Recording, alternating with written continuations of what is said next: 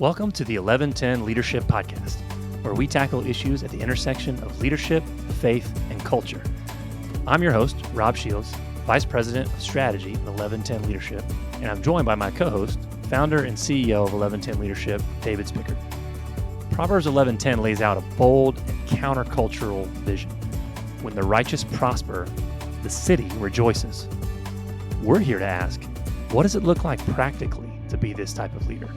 Leaders willing to invest everything they have so that everyone around them can thrive. Join us on the journey as we lean in, listen, and learn how to become Proverbs 11:10 kind of leaders. The kind of leaders that make our cities rejoice. David. Hey, Rob. How are we doing, my friend? Great today. Yeah, I'm glad to hear it. You ready to record some fresh content here? Yeah, I'm ready. It's amazing that it still feels fresh after so many episodes. At least, honestly, like this is so helpful for me that we have these conversations. As we've always said, we're not experts in these topics, but the goal is to wrestle with them. So it's fun to wrestle with these together. Yeah, it is fascinating. I think it makes you realize when you wrestle through them, how much complexity. We talk about there being so much nuance, but then you get into concepts like EQ and lament. What does it mean to be just at home? These are some heavy hitters and some really deep waters that we've been swimming in. And it shows you how much grace we need to show, right? Because this is rarely prescriptive. It's going to be applied depending on the context of who's listening and what their specific situation at work and home look like. And so, also for me too, everything you're saying, it just echoes. It feels like it strengthens our muscles just by continuing to reflect and to help each other wrestle through these things as we hopefully come alongside our listeners and help them do the same. So, well, last episode we talked about families. So now we're getting back to work, David. Break's over. I don't think that was a break, but we are headed back to work. So now we're going to talk about this idea of being just at work and this idea of a just company. So, David, let's unpack the term here. What do you mean when you use the term just company? And how is that similar to thinking about this from kind of an individual perspective, right? Of a just leader, but also how is it different? Well, a just company certainly doesn't mean that the company has arrived at being just. They're on a pathway of being just. There's no credential you get for being a just company. It's not like you get an accolade from the Better Business Bureau. It's really the way the company is thinking about these principles that we've been talking about and having them be embedded in the way they do their business. And so it's different from being a just leader in that this is something that is part of both the system of a company as well as how this then impacts all of the people and the stakeholders that are a part of that company. But the principles are very similar to just leader principles. And so in many ways, we're taking the principles that we've talked about around being a just leader and just applying them to a company context. And it's really fun to do that. I mean, it's challenging, but it's exciting. And particularly for leaders who want to then take this next step, it starts to have real implications for their companies that enable them to see how they're able to achieve their goals. And again, it all comes back to everybody thriving.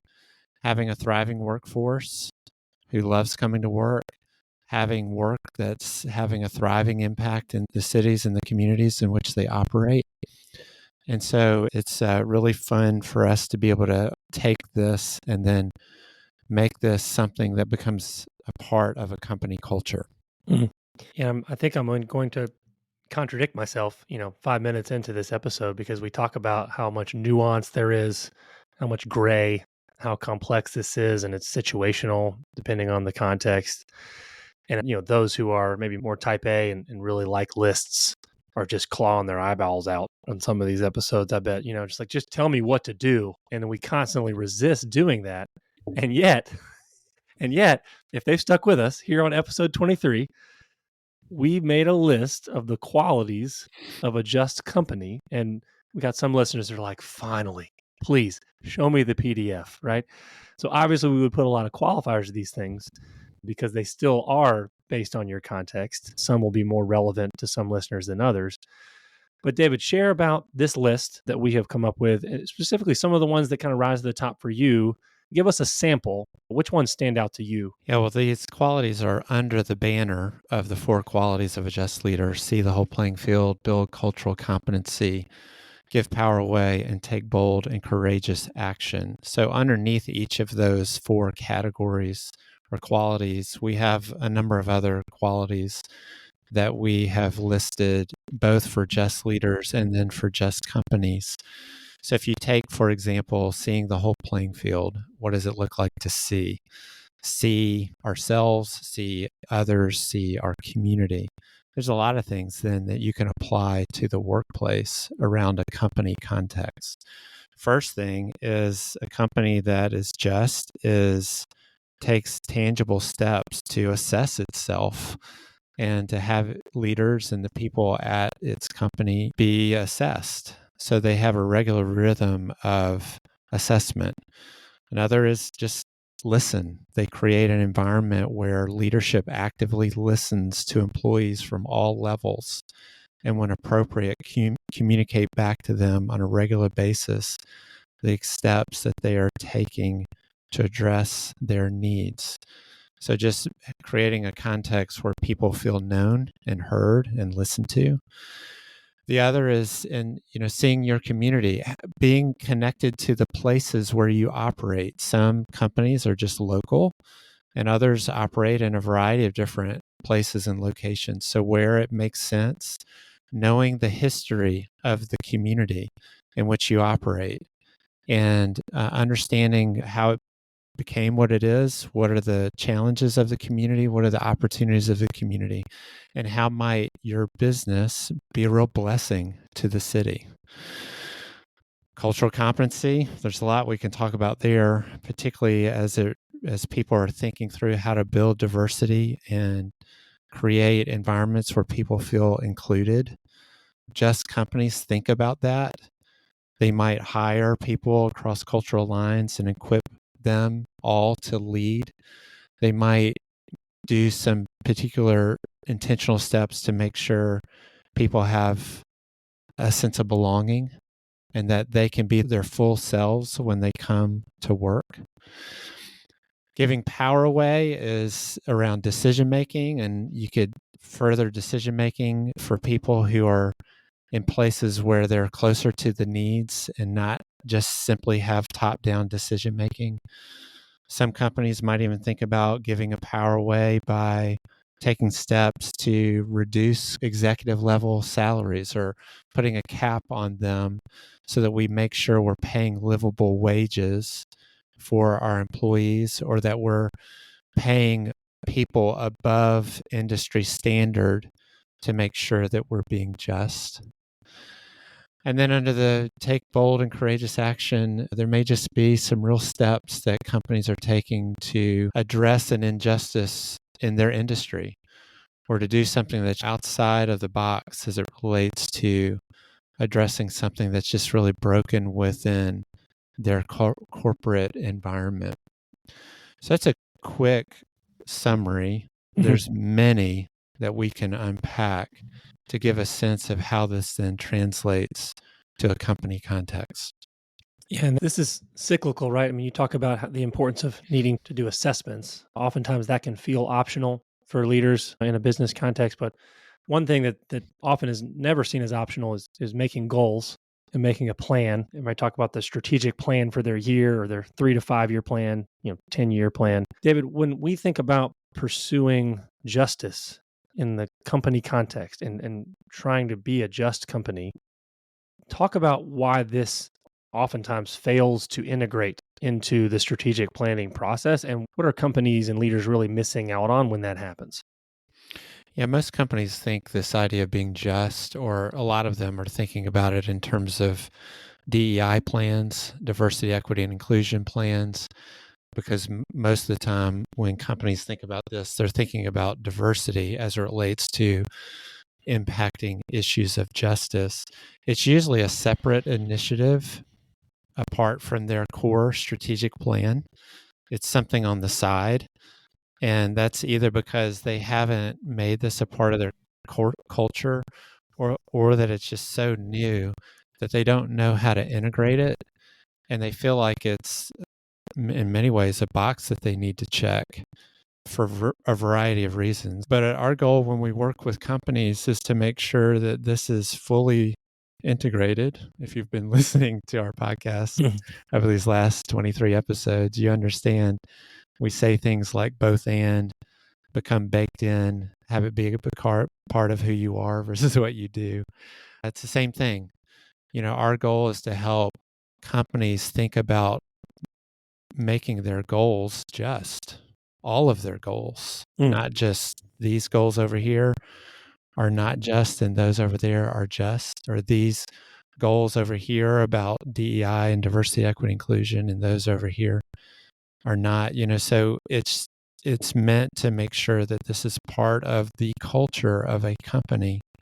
Because again, we understand that this is a pathway for that company and their people to thrive.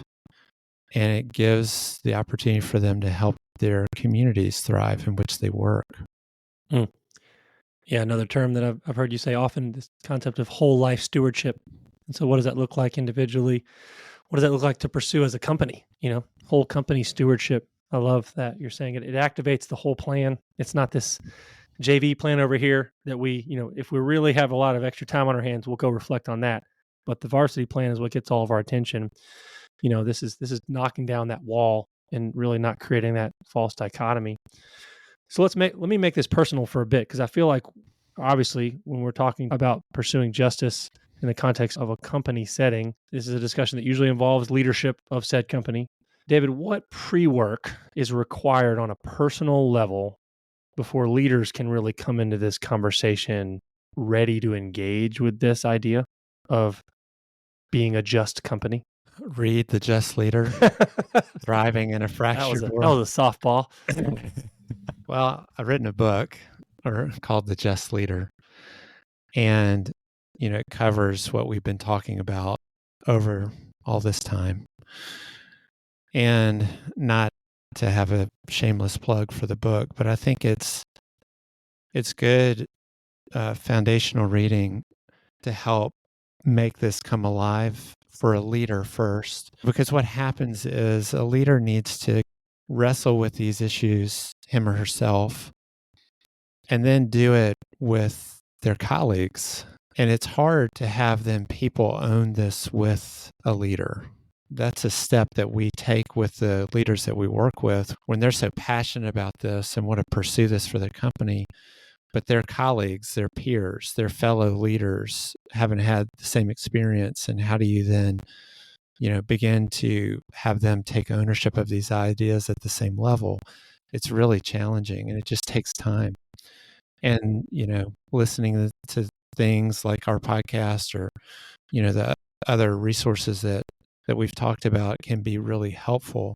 But all of that is meant to look inside of us and see, where are we in this journey and how do we engage with it now personally, and how then do we bring others along with us? So that's a first step, and it can seem daunting, and it is daunting, because the kinds of things that we're talking about are culture shifting and culture shaping. They require a bit of rewiring of how we do what we do. When we're talking about just leaders, we're talking about even thinking very differently about how we approach our leadership. When we look at just companies, we're like, gosh, is this going to mean we're going to have to change the way we do what we do?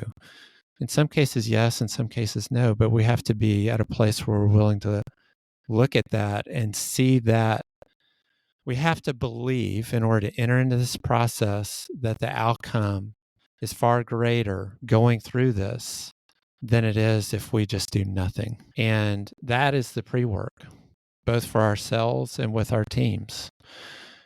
And to be quite honest, it's hard to get to that place because for many of us, we haven't really experienced what is at the end of that. We don't really know that fullness that we're talking about that we think is out there for us. And so it can be very difficult to move forward when even that is gray. Mhm. Yeah, you talk about your book being a helpful primer. Another thing that I think is an excellent primer, and the reason I ask this question, I mean, is because for this to really be authentic at a company level, it has to be authentic at a personal level because people can tell the difference when you're just phoning it in and doing maybe reactively doing what, checking the box versus this is something that is a personal conviction of a leader that they are driving because they have a vision of justice that starts personally and then bleeds out in a company context. And so I think when we work with our peer groups, one of the things I love about that experience is the ability to develop a just leadership plan. And it's intentional. It's got a lot of questions in it, over 40 questions that we ask our participants to slowly and methodically work through and wrestle through, and then ultimately share with the group to be able to give input and pray for each other and hold each other accountable. One of those questions that we ask is what causes and injustices do you care about personally? What justice issues matter to you? What groups of people are victims of unjust treatment that you feel passionate about addressing? And I think that it needs to hit home in that way. Not to say that pursuing DEI and creating cultures of belonging, that to me is that needs to happen no matter what. But also a leader being authentically good at creating culture of belonging, I think means that they've got to be able to have causes around justice that matter to them. Otherwise, this is going to feel foreign and it's going to feel impersonal if it doesn't hit home in that way. And I think from there, another follow up question we ask is, how do you activate your work to address those causes? Yeah, with kind of these self audit questions like, what was the original creational goodness of my field? How has sin impacted my field? What is that impact on those in the margins of my community? And then how can we push against that brokenness towards renewal? Those questions are huge and I think are really important in this conversation because I think if you haven't spent time, I would argue that's pre-work as well. And if you haven't spent time reflecting on those at a personal level, then you're going to be really limited in the way in which you show up to thinking about pursuing justice from a corporate level, in a staff meeting or board meeting where you're trying to cast vision towards a future that includes just goals. That has to start personally before it can get to that stage. And very few people are asking those questions because, again, we got to make money. We've got to be profitable. And getting to the place where we understand why we have to ask those questions or why we should ask those questions is really important. Hmm. Because our teams are going to be wondering, why are we doing this? What's in it for us? And again, that's why understanding what's at the end of this is really important to be able to fuel asking those kind of questions. Yeah. I mean, we talk about in our work all the time, right? The importance of knowing your why as a company. Why does your company exist?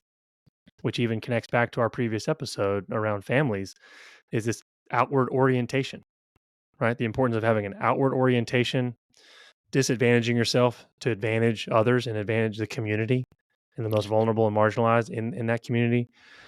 Right, but who goes into business for that reason? Who starts a business to disadvantage ourselves for the advantage of others and create flourishing in our communities? Is this a trick question? Because I think the answer is Christians should. Well, that's my point. I mean, most of us go into business thinking, how am I going to make money? I mean, when I started my business, of course, you have to do that. Sure. But it's also, that's in many ways the why. I want to have a certain life. I want to take care of myself and my family. I want to prove I can do it. right? It's all internal. It's all focused on Mm, ourselves. mm, Like how many of us started our businesses because we want to create a better world? Now, I'm sure many have, but we got to come back to that. And, sometimes the methods we have wanted to pursue still haven't really captured these ideas. Even if we wanted to make the world a better place, it's still about my personal goals mm. and what I want for myself or what I want for my family. So these are really, and I'm saying this to myself as we're talking, it's just really challenging. It takes a whole different mindset to pursue that. Yeah. And based on the season of your leadership where this episode is hitting, you may feel like I'm below water. I don't have the margin in my company's timetable right now of where we are in the arc of our story to even process this, or I'm putting fires out. This is going to hit differently depending on where you are on that journey. But sometimes, at least in our work, sometimes the best time to have this hit and where the ground is fertile is when you've actually experienced tremendous success and it's left you wanting Mm-hmm. because it has been inwardly focused and you actually accomplished it all and more. Yes. And we're getting that a good bit. We're seeing that companies want to take a much different step because of that wanting that they feel and want to have a depth of experience that's much fuller Mhm. than they even thought they could have. And again, it's quite exciting. It's available for all of us if we're open to it. Yeah. Which is also a beautiful reminder to also that it's never too late. You can't fall behind in such a way. Now, there's going to be unique challenges at every step of the journey. If you bake this in the beginning, that's going to provide you with a head start in some ways when this is woven into the strategic plan and the core values and your corporate why as a company. That's going to put you on the fast track, so to speak. But because it's always a journey and there's never really any arriving, there's room for everyone on this bus, right, David? Or on this boat. I don't know, pick your mode of transportation. It's never too late to begin to think about these things and how you infuse meaning into the pursuit of success as a company. To me, through the lens of our faith, this is what it's all about. This is what it's all about. And making money only is meaningful in so much as it's a mechanism towards others flourishing beyond just ourselves. Right. Okay. So what's the bottom line, David? How do we tie a bow on this for the Christmas season? What final thought do you want to leave with our listeners? Well, I would imagine many of those who are listening are establishing goals for next year. And my question would be, how are they just? How are those goals just? What does it look like for them to be targets which would allow not only your company to thrive, but everyone around you to thrive? If you need help with that, we're happy to help.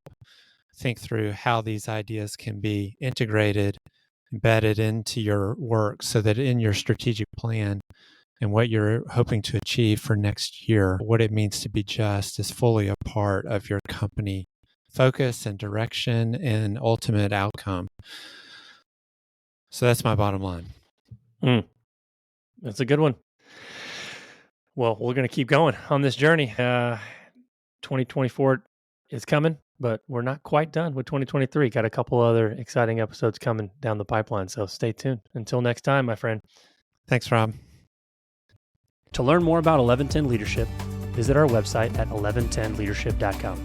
That's the numerals 11, then spelled out TEN leadership.com. That's 11 TEN leadership.com. There you'll find more resources to equip you on the journey of becoming an 1110 leader. You can also get connected to our growing leadership network.